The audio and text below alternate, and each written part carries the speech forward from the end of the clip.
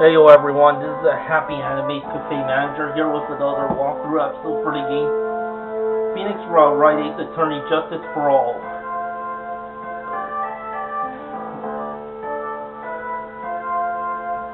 So let's see the events unfold. This is a calling card of a certain assassin. Assassin, you say? Yes, Juan Correa was killed by a professional assassin. And the person who hired the assassin, his client, so to speak, is man on guard. What a surprising turn of events. I would think it's become a commonplace by now, Your Honor. I know what's going on this time, so I know that everything Edgeworth has said is true.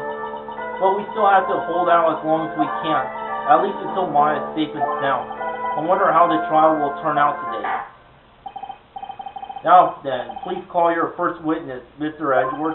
The prosecution calls the defendant's mentor, Mr. Will Powers, to the stand.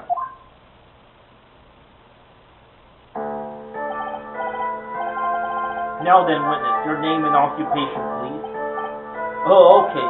I'm Will Powers. I'm a poor underpaid action star. And what is your relation to the defendant? Well, I guess I'm sort of a lousy mentor to him in a way, yeah. Mr. Powers, please, you don't need to put yourself down so much. Sorry. Well, I'm just kind of a nothing sort of guy. On the night of murder, you visited the defendant's room. Is this correct? Yes. I didn't know that. But you know, I didn't actually get to see Matt when all you need to do is answer what you're asked. Now then, I would like you to please testify about when you went to Mr. Ungard's room. Oh, okay, sure. Visit to Matt's room. After the award ceremony, I went by myself to Matt's room. Matt was standing there in front of his room, still in his nickel samurai costume. He was talking with someone. At first, I thought it was the bellboy. I watched the two of them for a while, but then I gave up and went back. I had guests with me that night, and I couldn't make them wait for me.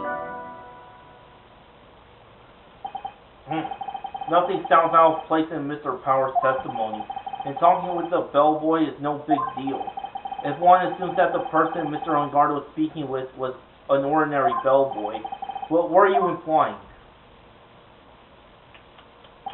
Well, Mr. Wright, let's have your cross-examination, shall we?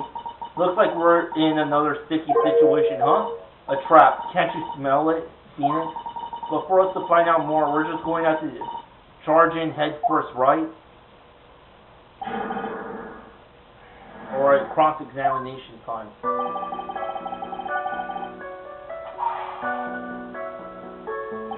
The defendant's room?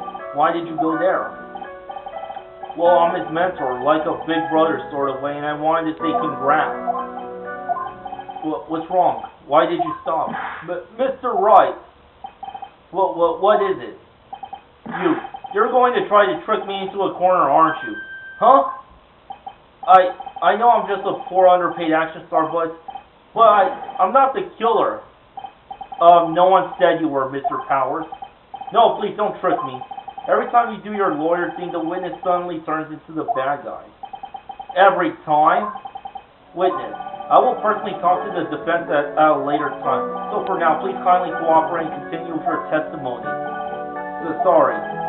So, you went to the defendant's room and then... Hey, wait a minute! When and how did I suddenly turn into the bad guy here? Matt was standing there in the front of his room, still in his nickel samurai costume. Are you sure that was Matt on guard? Yeah, I'm sure. He wasn't wearing the nickel samurai mask then. If that's the case, then he really can't be mistaken. And what was the defendant doing standing in front of his own room?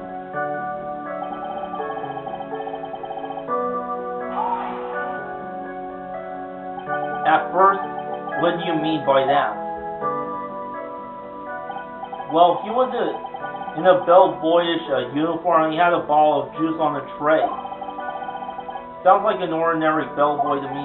Yeah, but I didn't think he was a normal bellboy. And why was that? Why did I think that, Mr. Wright? How am I supposed to know? Sorry, I can't remember right now. Sorry. I guess I'm going to have to wait patiently on this one. I watched the two of them for a while, but then I gave up and went down. You saw the two of them? The bellboy and the defendant together, correct? Yeah, the bellboy just wanted to say congrats. Now, while you were watching the two of them, did you notice anything strange? I did feel something weird. I think it was because Matt, he gave the bellboy a tip. A tip? But that's a perfectly normal thing to do. So how long did you watch the two of them? Not more than a minute or two, I think.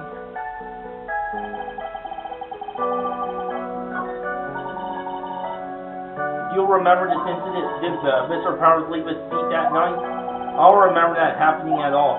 Miley was making such a racket in her hyper state. I ended up focusing on her. I see. In any case, from his story, he probably wasn't gone for very long.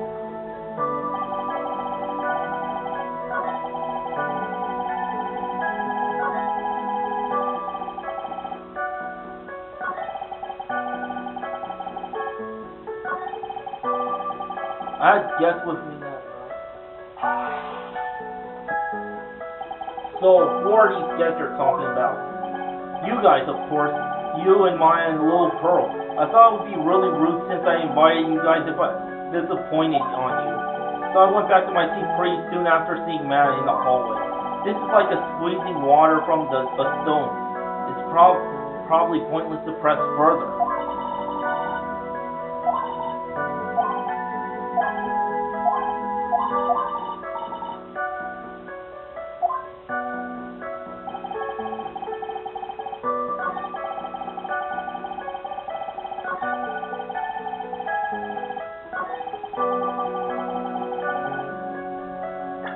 How long is a while?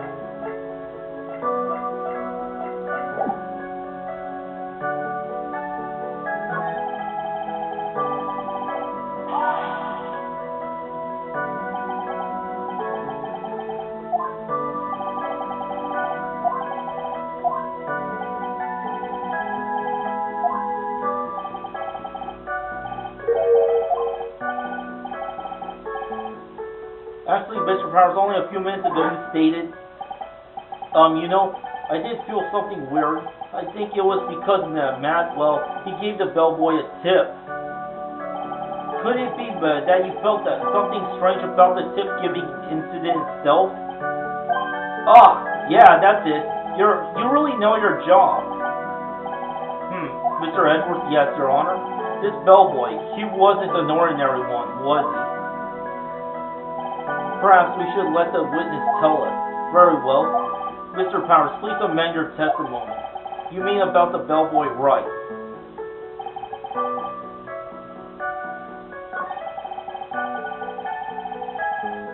Matt gave the bellboy a tip. So he gave the bellboy a tip. What's so strange about that? Oh, well, you see, Matt's not a four-penny pincher like me. I was trying to figure out how much it was because the tip really shocked me. How much it was? But that's when something even more surprising happened. The bellboy was putting the tip he got in his pocket. And that's when I got my first look at the guy's face. I was really shocked. I'm afraid I don't follow at all. It sounds like Mr. Powers was surprised twice by this event. I wonder which of his shocking moments I should ask about. The defendant is a huge star. He can't afford to give us generous tips. Wouldn't you agree? Sure. But giving him that much was maybe a little too much, I think. A little too much. Would you please clarify for the court about how much would you say the defendant gave to the bellboy? Honestly, I don't know. I can't even begin to guess. And why is that? Because he gave the bellboy a really, really fat roll of cash. A roll of cash? Oh, well, how interesting. That certainly was a very generous tip, wasn't it? A very fat roll of cash. That could hardly be called a tip, Your Honor. The judge is beginning to look awfully suspicious of us.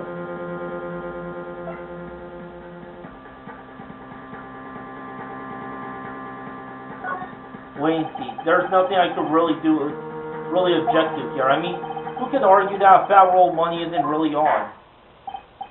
So supposing that roll of cash was not a tip, then what was it? Payment, Your Honor. Payment? Isn't it obvious for the murder of Mr. Juan Corridas? Then the bellboy that the witness saw, yes, he was the assassin.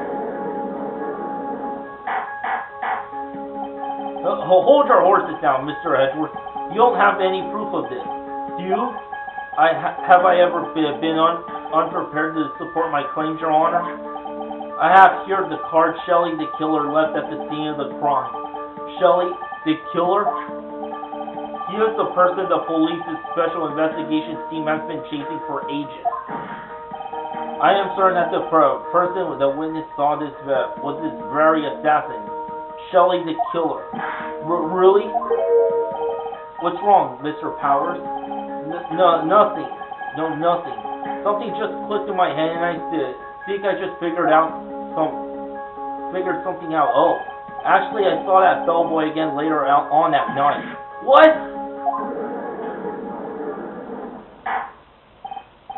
Mr. Powers, please testify. Tell us what you saw. Yes, sir, right away. The second time. This time, I was in that hallway because I had to go to the bathroom. And that's when the bellboy I saw earlier came out of the room. Of course, when I say room, I mean Juan Corridas' room. Now that I think about it, that bellboy did seem kind of out of place. Yeah, so he had to be the assassin, I'm sure of it. I mean, thank you very much. That's all we need for now. Huh? Well, I'm not done. There's still more. Let us first establish that the bellboy was truly Mr. D. Killer. Then we shall see. So the bellboy came out of the victim's room. And if that bellboy really was the assassin, then I think the answer is fairly obvious. That would be correct, Your Honor. Well, Mr. Wright, I believe it's your turn to entertain and make us laugh. Ha ha ha ha. This is no laughing matter. The second time.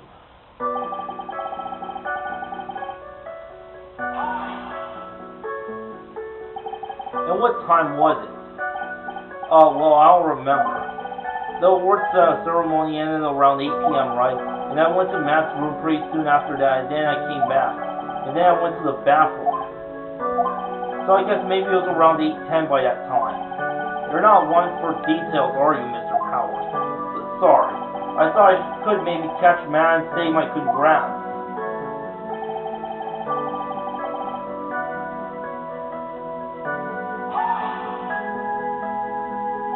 Are you sure it was the same bellboy? Yeah. And how could you tell? All the bellboys wear the same uniform, after all. But you see, well, he had those stitches in his face. Ugh. So I'm sure it's the same guy that was talking with Matt. So which room did the bellboy come out of?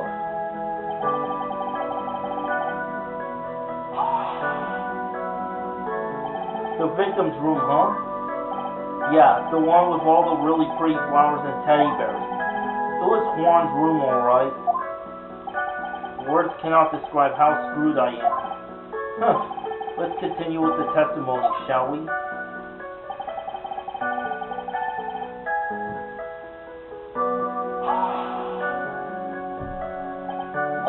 So what exactly was so out of place about him? Right. Why the incipient grit? Maybe because I have no idea what damaging thing he's going to say next. Well, the bellboy was empty-handed. Empty-handed? That bellboy was one of those room service people, right? But he wasn't pushing a cart and he wasn't even holding a tray either. You'd call that a little strange, too, wouldn't you?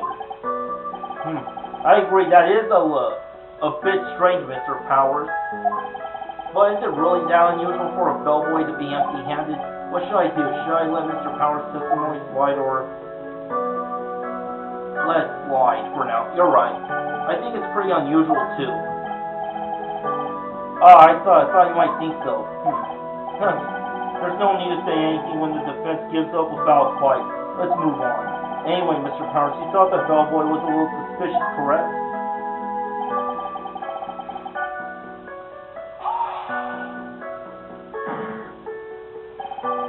Please don't be so quick to judge. But it's kind of a Powers family thing. Think of every person as a thief. Well, I guess a thief and an assassin are both sneaky and silent. That's not the point, Phoenix. In any case, if that bellboy was the assassin, it would be very bad for him. But he really is the assassin, you know. Yes, but he can't give in yet. If you want to prolong this trial for as long as possible, you're going to have to pull some cheap tricks on this one.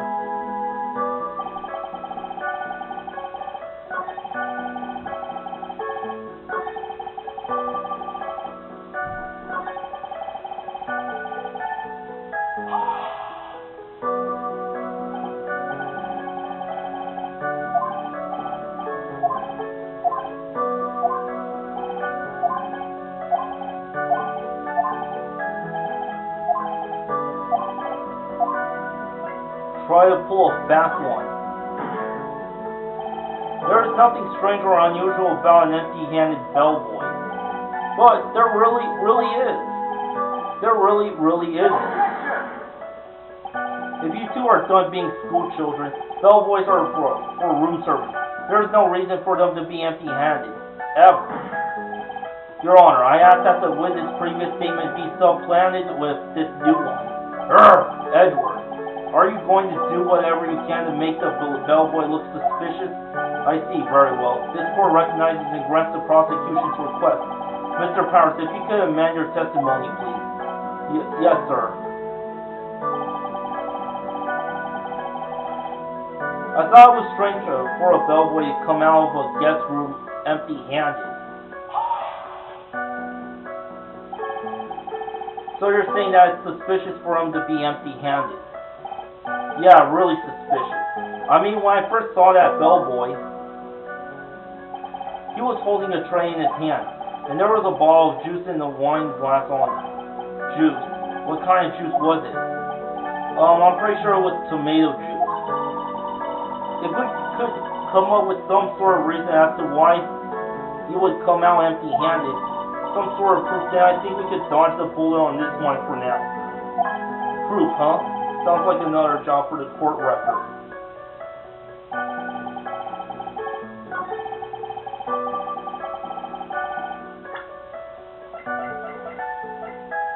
Wine glass.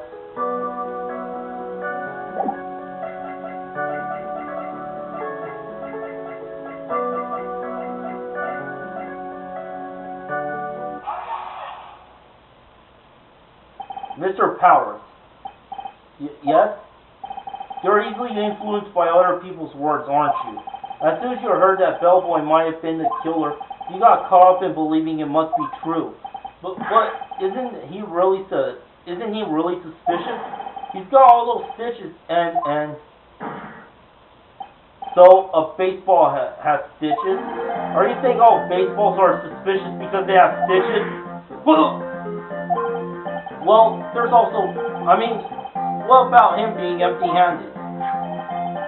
I would like to ask the court to please take a look here. This is the crime scene. There is a wine glass sitting next to Mr. Corita's body. The liquid inside this glass is tomato juice. And now, if you would look at what is on top of the table in the lower right corner here, anyone can clearly see that is a tray with a ball of tomato juice on it. The bellboy had just promised this to Mr. Corita's room. He left the tray in the room, which is why he was empty-handed when he left. What? That would mean that Bellboy had seen and left a dead body in the room. But can you prove that Mr. Corrigan was already dead at that time? Ugh! Mr. Edward! Yes? I blame you for leading me down this road. I'm terribly sorry. What is with him? Why is he laughing? Witness, isn't there one more thing you would like to share with us? Is there? The bellboy was empty-handed. Or should I say empty-handed?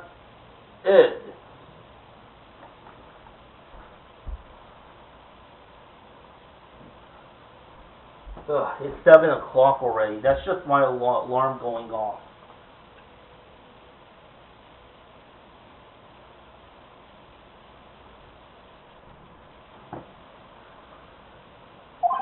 I recall you had something interesting to say about his hands. Oh yeah, I almost forgot. Huh? What? That bellboy, he was wearing gloves. Gloves? Yeah, pitch black leather ones.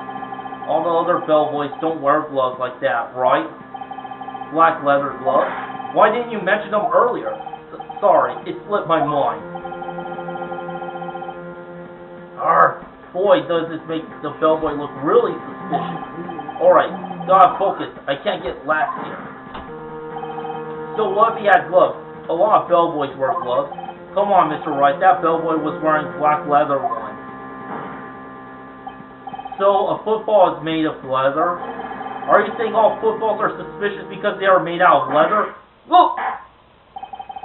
But that man, he received a large roll of cash from the defendant. And then he was seen leaving the crime scene wearing black leather gloves. I don't think that even someone like myself could believe he was just another bellboy. It seems that we have finally come to an understanding. Now then, witness, please continue with the rest of your testimony. The rest? Oh yes, please tell us more. Okay. Their second meeting.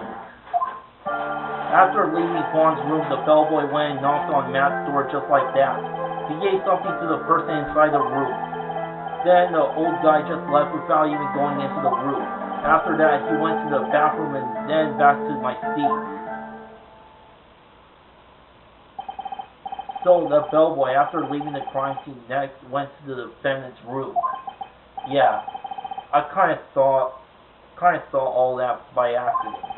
Some accident, I'd say you saw too much, and all of it was suspicious, too high heaven. I think it's safe to say that we can no longer consider this bellboy to be normal. Now then, let's get started, shall we? Mr. Wright, your cross-examination, please. Yes, Your Honor.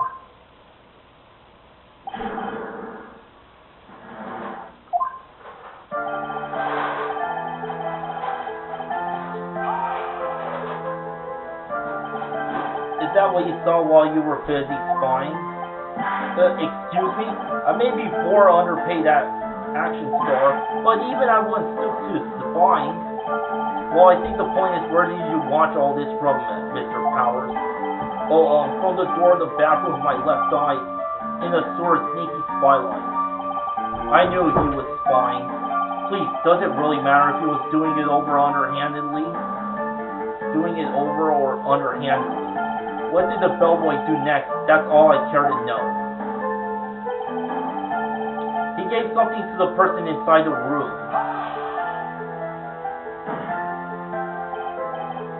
I said, hold it. Okay. That's better. What kind of statement is that? Please elaborate and give us a few more details. Okay. I should probably ask him only one question at a time.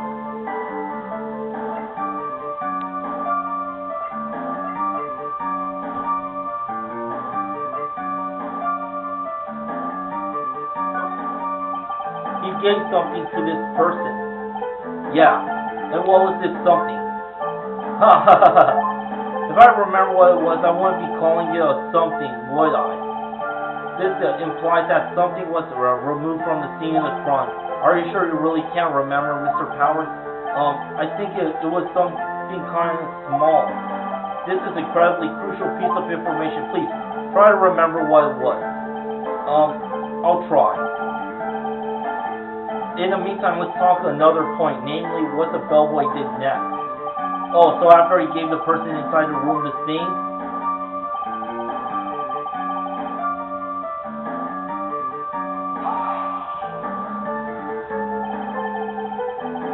Where did this bellboy go after he left Mr. On Guard's room? He opened the door to Vula Hall. He went in there, and who knows after that, right? I do.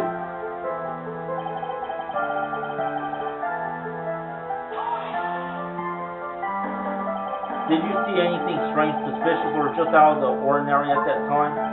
Oh yeah, I saw that one thing. What? You saw something else? There was just this jittery alien with a ray gun. It was watching Kwan's door like some sort of stalker. I think we can forget about the alien. Well, Mr. Power's testimony just now was just as vague as his first. It's a little troublesome, isn't it? But I'm sure if you press them enough, everything will become clearer. Although that just makes it harder on us, doesn't it? Talk about a lose-lose situation.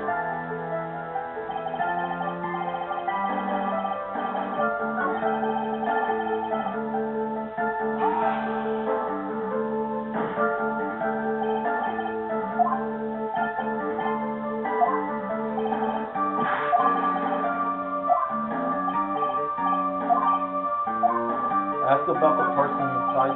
So who took this something the bellboy handed off to? Actually, I don't know. What do you mean? I'm sorry, but I only saw the person's arm. Only an arm. Then you're saying you didn't see the person's face? Yeah. I would like to summarize the testimony up to this point, if you don't mind. When the bellboy left the crime scene, he immediately went to the defendant's room. There, he handed a small item of some sort to the person inside. As for the person who received the item, all you could see was the person's arm. Yes, it was just like that. Mr. Edwards, is all this really that important? Of course, Your Honor. I think this is the utmost of importance. This is when whatever was removed from the crime scene was handed over to the client.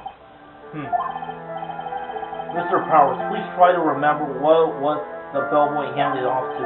Well, let's see. I think it was no. If you remember, please add it to your testimony. Yes, sir. If I saw it again, I could say for sure, but I think it was some sort of wooden statue.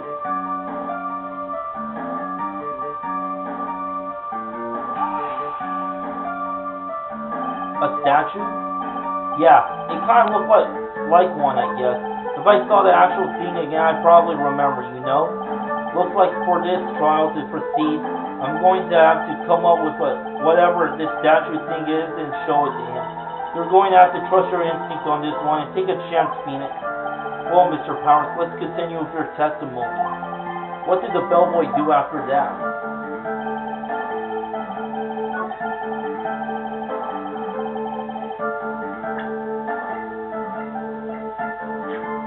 Figurine. A wooden bear-shaped figurine is covered in many thin cuts.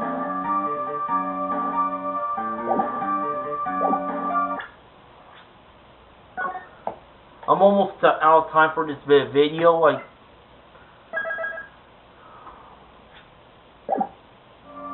But I think I may be able to finish off this game tonight. But right now I gotta recharge the battery. So while I'm waiting for this to recharge, I gotta finish up my laundry. So until next time, to be continued, baby.